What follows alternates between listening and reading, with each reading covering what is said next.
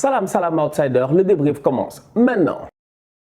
Manchester United fait match nul aujourd'hui 1-1 face à Everton. Je parle bien du Man United de Ole Gunnar Solskjaer, du Man United de Cristiano Ronaldo, de ce Man United là qui est rempli de stars, je dis bien, et de grands joueurs, qui a fait un recrutement qui a été très cohérent et qui aujourd'hui peine, je dis bien, à s'envoler et à prendre son envol dans cette saison-ci. C'est pas normal. Manchester United doit faire mieux. Man United fait match nul 1-1 face à Everton. Tu regardes le match et j'en arrive à la conclusion, comme j'ai eu à dire tout le temps, Ole Gunnar Solskjaer. C'est pas un grand coach. Franchement, moi je suis fatigué parce que je m'en rends compte que, comme je disais dans l'autre débrief, en disant que ouais, il y a des gens, tu vas leur dire Neymar n'a pas défendu, ils vont te dire non, Neymar a défendu, tu vas rentrer dans des débats, alors qu'ils savent au fond que tu as raison. De cette même manière-là, depuis le début, je dis bien, de son arrivée, depuis le jour où il est arrivé, je vous le dis, Solskjaer n'est pas fort. Chante tous. Combien de fois je l'ai dit? Combien de fois je l'ai dit? Combien de fois j'ai eu à dire que Solskjaer c'est un tocard? Moi quand je dis c'est un tocard, je te dis, les gens qui ne m'aiment pas, les gens qui veulent forcément, je dis bien, essayer de me décrédibiliser, ils vont dire que je raconte du n'importe quoi. Alors que je vous l'ai toujours dit, quand je dis que X est un tocard, je me suis basé sur quelque chose. Solskjaer, je vous l'ai dit, il n'a pas la poigne ni le leadership et encore moins le charisme de pouvoir être le coach de Manchester United. Le problème de United aujourd'hui, c'est le même problème qu'Arsenal. Ces clubs-là qui ont eu des dirigeants qui sont restés là pendant des années et des années, eh ben à un moment donné, la transition, elle est dure à faire. Vous savez pourquoi? Parce que les clubs en tant que tels, ils ont pris la personnalité de la personne qui les dirigeait. Arsenal est comme Arsène Wenger. United est comme Ferguson. En termes de mentalité, de manière de faire, il y a des principes qui ne partiront presque jamais parce que l'empreinte de ce coach-là est beaucoup trop fort. Parlons de Manchester United. Sous Alex Ferguson, si tu regardes bien, le système 4-2-3-1, ce 4-2-3-1 là, ça c'est Manchester United. Franchement, ça c'est Manchester United. Il nous a fatigués ici. Tout type de double pivot ont existé à United.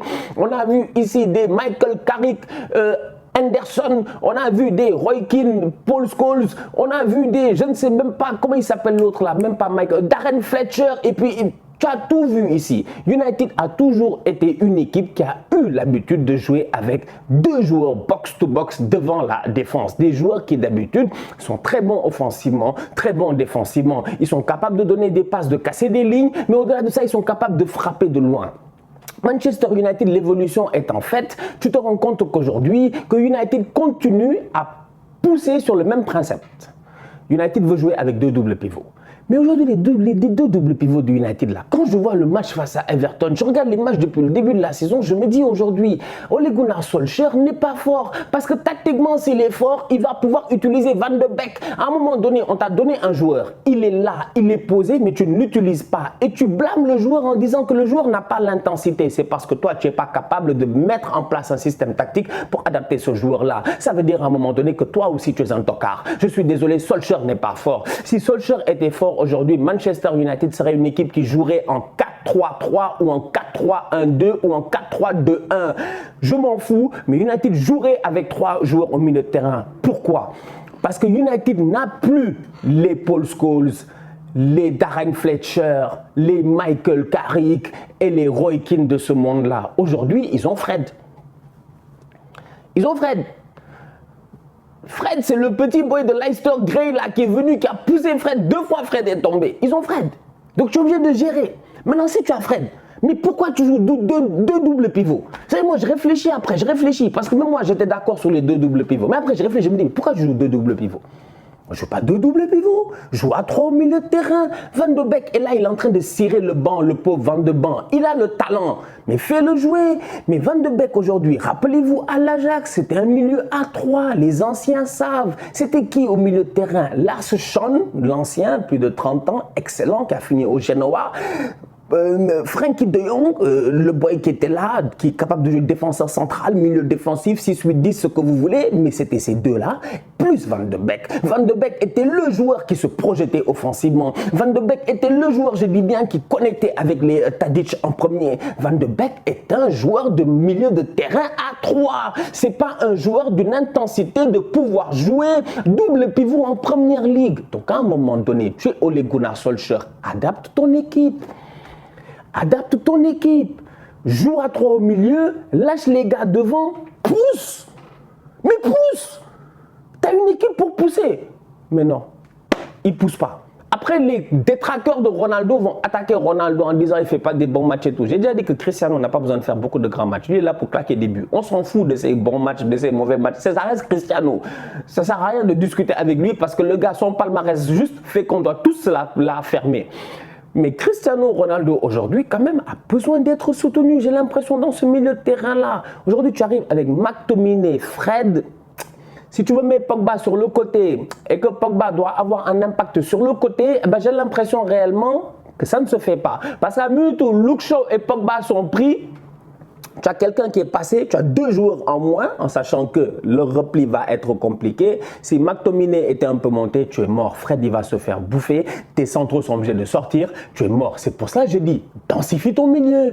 Densifie ton milieu. Mets Fred, mets McTominay, mets Van de Beek. Mets Pogba, mets McTominay, mets Van de Beek. Fais jouer Van de Beek. Donne-lui l'occasion de jouer et force Bruno Fernandes, je dis bien, à ne pas trop redescendre sur le terrain. C'est-à-dire qu'il y a des limites à faire et il y a des tactiques à imposer à Manchester United aujourd'hui. Bruno Fernandes est un joueur qui, à mon humble avis, est très très dangereux dans les 30 mètres adverses.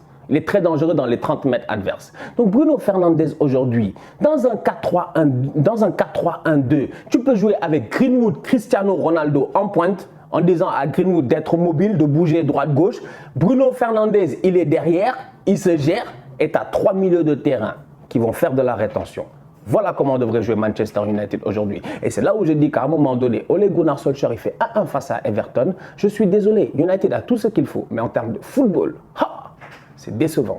En attendant le retour de Marcus Rashford, qui je pense va la ramener énormément. Rashford en pointe, il peut faire... Rashford, mets-le en pointe. Mets Rashford Cristiano en pointe. Mets Rashford Cristiano, Bruno Fernandes derrière. Densifie ton milieu à 3. On va voir ce que ça va donner. Il y a des retours qui doivent se faire aussi au niveau de Manchester United qui peuvent amener un plus. Marcus Rashford va amener un plus, je pense. Jadon Sancho doit encore prendre ses repères. C'est pas facile, c'est compliqué. Et là encore, je me dis, Ole, jusqu'à présent, n'a pas encore trouvé le système de jeu pour faire jouer ces joueurs-là. Et pourtant, il y a moyen. Franchement, il y a moyen. Je te dis, passer à 3 au milieu de terrain va te permettre d'avoir, je dis, un joueur qui va vraiment jouer devant la défense et 2 autres qui vont être en piston et qui vont faire ces efforts-là. Et j'ose croire que Paul Pogba peut faire ces efforts-là. J'ose croire que McTominay peut faire ces efforts-là. J'ose croire qu'un boy comme Van de Beek peut amener sa créativité au milieu de terrain pour amener un plus dans cette équipe-là. Une chose est certaine, c'est que Man United ne manque pas de joueurs. Tout est une question de talent de la part du coach. Très belle victoire de la part de Chelsea qui l'emporte 3-1 face à Southampton. Top performance de la part des boys de Thomas Tuchel. On va être sérieux parce que les boys de Tuchel quand même, ils sortent d'un match compliqué en Ligue des Champions. Chelsea sort de 2 matchs où ils galèrent un peu, tu n'es pas convaincu, tu les regardes aller, tu te dis mais attends, qu'est-ce qui se passe avec ce Chelsea-là? Parce qu'en début de saison, on était tous bluffés, on se disait quand même, Tuchel il a l'effectif et en plus de ça, il a l'intelligence de pouvoir bien les faire jouer. Eh bien, Chelsea, je pense à mon humble avis qu'il y avait cette petite phase-là de mou. Et cette phase de mou-là, je la mets sur le dos d'une personne. J'ai l'impression que ce joueur-là, quand il n'est pas là, il leur manque quelque chose. Et ce joueur-là, c'est qui? C'est N'Golo Kanté. N'Golo Kanté, il est trop fort. Non, il est trop fort. Franchement, N'Golo n'est pas là, tu sens qu'il manque quelque chose. Autant Jorginho est bon, Kovacic, tout ça, on est d'accord. Mais dans certains matchs, tu as l'impression que le facteur N'Golo Kanté peut être un facteur qui peut changer tout un match. Parce que Chelsea, en tant que tel, c'est une excellente équipe défensivement. Chelsea, c'est difficile de les battre plus que 1-0. Chelsea, tu ne leur mets pas énormément de buts. Chelsea ne te laisse pas d'espace. Aujourd'hui, encore une fois, Thiago Silva, Rudiger, tout ça, ils ont fait un excellent match. D'ailleurs, Rudiger, il se permet de monter. Il donne un super ballon à Lukaku qui claque son but. Malheureusement, il est hors jeu. Donc, du coup, on va être très sérieux. Cette équipe de Chelsea-là a une assise défensive. Mais ce pion, N'Golo Kanté, au milieu de terrain, n'étant pas là, j'ai l'impression qu'en termes d'équilibre, de temps en temps, c'est comme ci, comme ça. Offensivement, rien à dire. Il y en a un qui s'est géré. On lui a donné sa chance. Il a fait une top performance. C'est qui? C'est Timo Werner. C'est-à-dire que autant Vinicius, il sort des top performances, on va être très sérieux. Cette saison, autant Werner quand même. Et c'est un sérieux. Ça fait 2-3 fois, je le vois rentrer, il est pertinent. Il est constamment pertinent. La dernière fois, je vous ai dit que Lukaku-Werner, c'était possible. Je l'ai dit la dernière fois en championnat quand ils ont joué ensemble. Là, encore une fois, on voit que c'est possible, Lukaku-Werner. Parce que Lukaku et Timo Werner, c'est 2 joueurs qui sont complémentaires. Lukaku est un joueur, je dis bien, de pivot puissant, capable de se retourner, de donner des bons ballons, de faire des déviations. La preuve, il donne une superbe talonnade à un moment donné à Timo Werner en pleine course. Mais Timo, c'est un boy de vitesse. C'est un shipper. C'est un shipper. C'est que c'est un grand attaquant. C'est un grand tocard, Werner. Werner a été un grand tocard, je dis bien. Mais, excusez-moi, je regarde le match de Monaco, là. Mais le petit Tchouaméni, là, il est fort, hein. Aurélien Tchouaméni de Monaco, là, il est très fort, hein, de Monaco, Bordeaux, là, j'ai dit, il est dangereux, Tchouaméni. En tout cas, bref, tout ça pour dire que Lukaku, il fait talonnade, sans aucun problème. Parfaite la talonnade, Werner est là, Werner ne réussit pas à claquer son but. C'est normal aussi. D'un côté, il faut qu'on soit sérieux, Southampton, défensivement, leur gardien, il a été excellent. Il a fait énormément de beaux arrêts, mais à la fin de la rencontre, qui gagne, c'est les Blues. Top performance de la part de Timo Werner, qui claque son but, mais en plus de ça, je pense qu'il va le mettre en confiance et qu'il va faire du bien à cette équipe de Chelsea-là, et ce qui donne encore plus d'options à Tourelle. Tu te rends compte? Entre Mason Mount, Hudson-Odoi, Ross Barkley, et j'en oublie les Kai Havertz et les Hakim Ziyech, offensivement parlant, j'ai même pas mis Timo Werner, mais Lukaku, il a l'embarras du choix pour avoir un Robin. Si Lukaku, c'est Batman, il peut aller chercher son Robin là-bas, trouver un bon adjoint qui va être pertinent. Parce que franchement, Tourelle, tactiquement parlant, il se gère en termes d'effectifs. Il n'y a pas de problème. Cette équipe-là, elle joue bien. Comme je dis, j'ai l'impression que ces 2 dernières semaines, il leur a manqué un petit truc. N'Golo Kanté, c'est tout. Très belle rentrée de la part de Ross Barkley, ça il faut le dire, parce que Ross Barkley, il est parti en prêt à Aston Villa la saison passée, il a été très bon à Aston Villa d'ailleurs. C'est Aston Villa, non? C'est Aston Villa, c'est pas West Ham. West Ham c'était Lingard. Non, c'est Aston Villa, c'est Aston Villa. Il est parti en prêt à Aston Villa, il a été excellent à Aston Villa, donc ça sur ce point-là, il n'y a rien à dire. Il revient à Chelsea, enfin.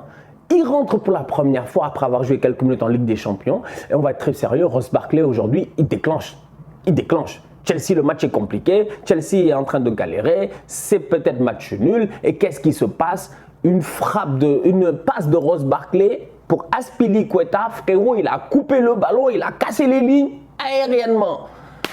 Les que Southampton, ils étaient comme ça, ils n'ont pas capté. Aspi fait la course derrière, super ballon en retrait. Lukaku fait le tap-in, mais non, qui est là? Shipper. Timo Werner, il vient claquer son tapis. Franchement, Chelsea, dans l'animation de jeu, très intéressant. Et comme je dis, tout est cohérent pour le moment sous Tuchel. Donc, RAS, rien à dire. Arsenal fait 0-0 face à Brighton. Brighton, en ce début de saison, ils sont excellents. Ils sont excellents, ils sont là dans les 5 premiers. Ils sont là, ils fatiguent tout le monde. Ils sont là, voilà, ils sont là. C'est du beau football. C'est du beau football Brighton avec un coach qui est très, très cohérent. Depuis la saison passée, c'est du beau football. Depuis la saison passée, je me rappelle très bien. Ceux qui m'écoutent depuis la saison passée, ils se rappellent du petit Lamptey. Vous vous rappelez de Tariq Lamptey, le bandit là sur le côté, le petit latéral là, le petit, tout petit là, comme 3 pommes. Lamptey la saison passée, les combinaisons, tu voyais les gars de Brighton, ils jouaient, tu étais bluffé. Franchement, Brighton, ils savent jouer au football. Leur coach est un excellent tacticien. Ils arrivent face à Arsenal, ils font 0-0. Franchement, on va être sérieux. Moi, je suis content. Je suis content d'un certain point. Je suis content parce que je vais chercher un point à l'extérieur sur un terrain qui est compliqué cette saison. Cependant, je ne suis pas content quand je vois l'intensité des boys sur le terrain. Mais gérez-vous. Franchement, Arteta, on peut l'attaquer jusqu'à demain, mais le coach n'est pas imputable de absolument tout ce qui se passe. Je dis, le coach, on peut l'attaquer. Arteta, je ne l'aime pas trop. Je ne suis pas fan d'Arteta. Je ne passerai pas mes vacances avec Arteta. Tout ça, on est d'accord là-dessus. Mais à un moment donné, quand même, Arteta, quand il met un 11 de départ cohérent, il faut le dire, le 11 de départ d'Arsenal hier, à mon humble avis, mis à part Sambi à la place de Xhaka, et même là encore, c'est discutable, c'est le meilleur 11 de départ qu'Arsenal peut mettre en place cette saison. Tu ne peux pas avoir mieux. Tu ne peux pas avoir mieux. On ne peut pas faire mieux que ce 11 de départ-là. On a mis notre meilleur 11 de départ et j'ai l'impression que les joueurs sur le terrain n'ont pas tout donné. Si ces joueurs-là avaient joué avec la même envie qu'ils avaient joué face à Tottenham, qui est un ennemi de Londres, j'ai l'impression qu'on aurait battu Brighton. Même si Ramsdale a été excellent, qu'il a fait énormément d'arrêts. D'ailleurs, shout out à lui. À ce rythme-là, c'est fini. Leno est foutu. Apparemment, il va même partir à l'Inter. Je ne sais pas, on va voir. Tout ça pour dire que quand même, on va être sérieux. Cette équipe d'Arsenal-là en tant que telle, mais il n'y a pas d'intensité. Mais c'était quoi ça? Mais jouer collectivement, jouer ensemble. Smith Rowe, il part en 1 contre 1. Fait le centre pour Saka. Le tocard là, il frappe, je dis, sur le gardien. Je suis pas choqué. Je suis pas choqué. Je dis, il est encore trop jeune. Il est encore trop jeune. Il manque de maturité. Je dis, c'est un tocard, mais c'est un petit tocard. C'est un tocarigno. Franchement, Smith Rowe, je l'adore. Mais là, il aurait dû mieux faire. Il aurait dû mieux faire. Il y a des occasions où hier, Arsenal peut ouvrir le score. Malheureusement, manque de maturité, manque de lucidité et manque, j'ai aussi envie de dire, d'agressivité. On n'a pas été agressif comme on l'a été face à Tottenham. On n'avait pas cette grinta-là et cette faim-là qu'on a eu face aux Spurs. Et je pense que ça nous a coûté cher parce qu'on perd 2 points. Oui, on va chercher un point, c'est bien, on est tranquille, on continue à avancer, ça fait longtemps qu'on n'a pas perdu, il n'y a pas de problème. Mais on peut encore mieux faire, on peut encore beaucoup mieux faire. Hier, Arsenal aurait dû, je dis bien, beaucoup plus fatiguer Brighton. C'est dommage. La famille, on se capte très très bientôt pour un nouveau débrief. D'ici là, continuez à liker, continuez à partager. On s'abonne, on s'abonne, on s'abonne. On est ensemble, on reste en santé. Tous outsiders.